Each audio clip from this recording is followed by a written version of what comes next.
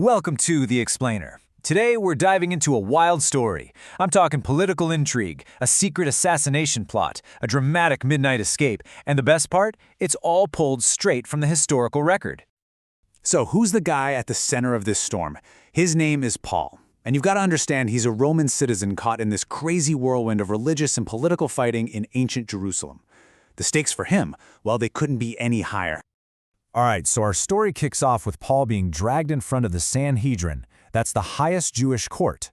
And the Roman commander who brought him in, he's totally baffled. He sees all this uproar and he's just trying to figure out what on earth is going on here.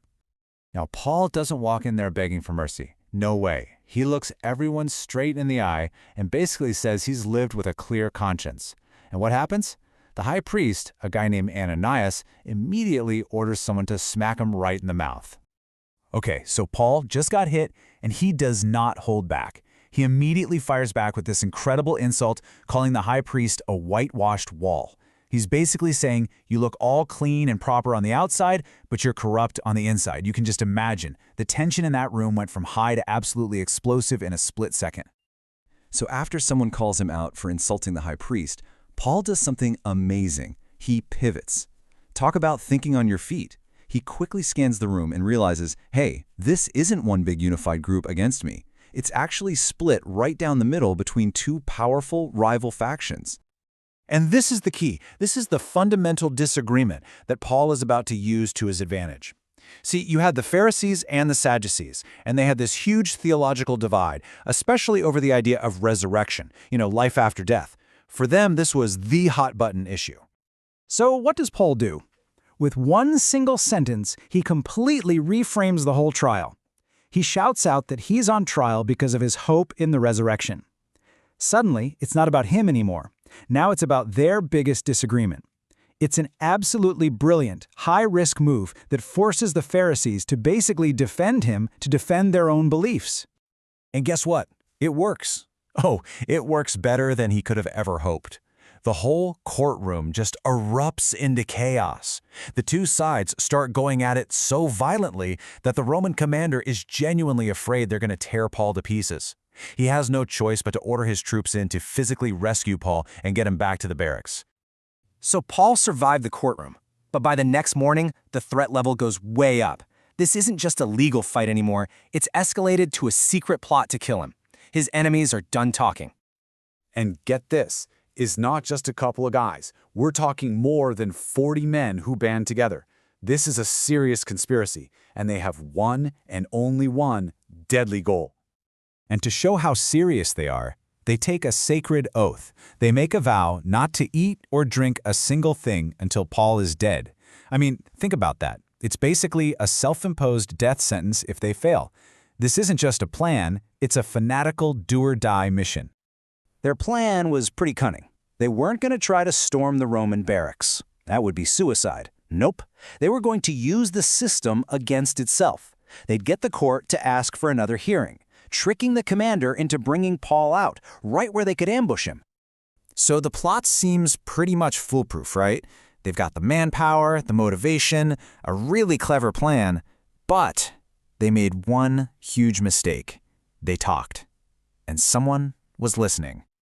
And in just an incredible twist, who do you think overhears this whole deadly secret?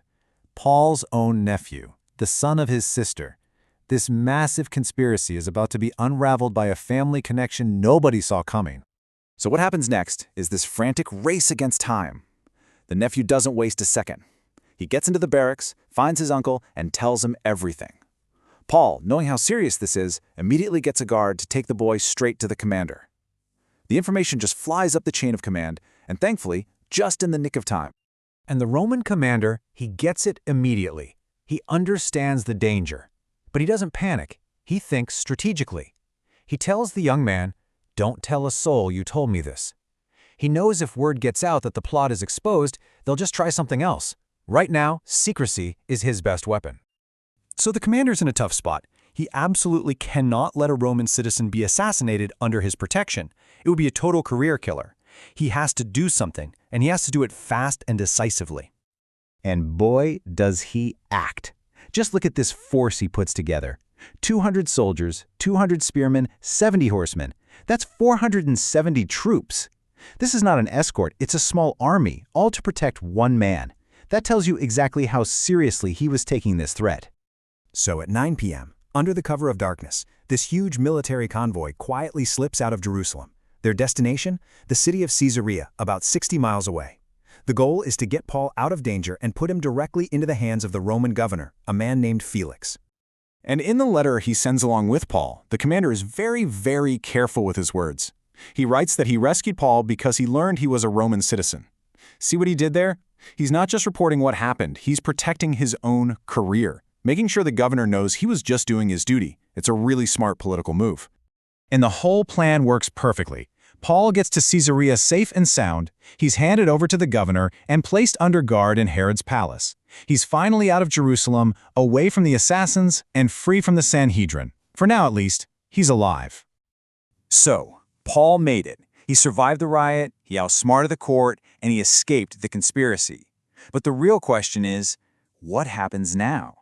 He's safe from the assassins, sure, but now he's dropped right into the complex and often corrupt world of Roman politics. You see, his journey is far from over.